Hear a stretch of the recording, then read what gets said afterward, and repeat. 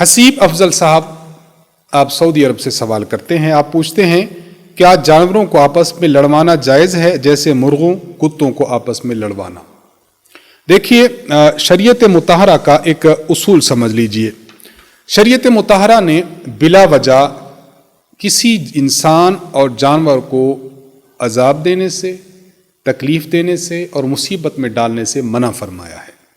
شریعت اس بات کے حق میں نہیں ہے کہ کسی جانور تک کو بھی ایذا اور پریشان کیا جائے، حتیٰ کہ وہ جانور جو بلوں میں رہتے، زمین میں رہتے ہیں، وہاں پیشاب کرنے سے منع فرمایا گیا۔ کیوں؟ اس لیے کہ ان کو اذیت پہنچے گی۔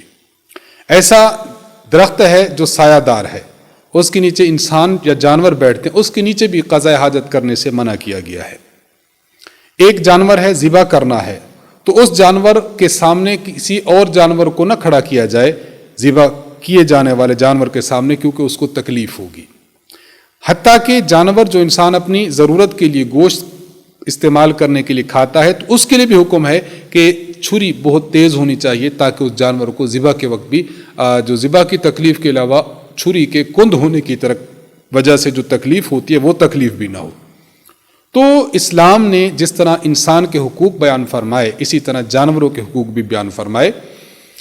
وہ جانور جس کا گوشت کھایا جاتا ہے، وہ پرندہ جس کا گوشت کھایا جاتا ہے، اس کو شکار کرنے کی تو اجازت ہے۔ اس کے علاوہ حرام پرندوں کو ویسے فضول میں شکار کرنے کی یا اپنے نشانوں کو بنانے کے لیے ان کے شکار کی بھی اجازت نہیں ہے۔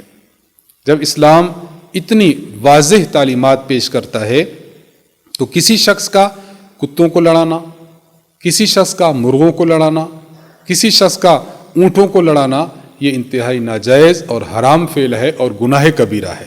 خامخواہ اس میں جانوروں کو تکلیف دینا لازم آتا ہے۔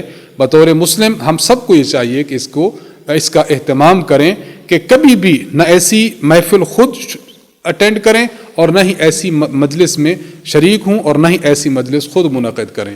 جو لوگ یہ کام کرتے ہیں اگر آپ کے گرد و نواح میں ہیں تو انہیں اپنی جو ہے وہ پاور پر روکنا چاہیے کہ یہ اس کو جو ہے وہ فضول کھیل کرتے ہوئے دوسروں کو، جانوروں کو تکلیف دینے سے باز رہیں۔ اللہ ان کو سمجھ عطا فرمائے۔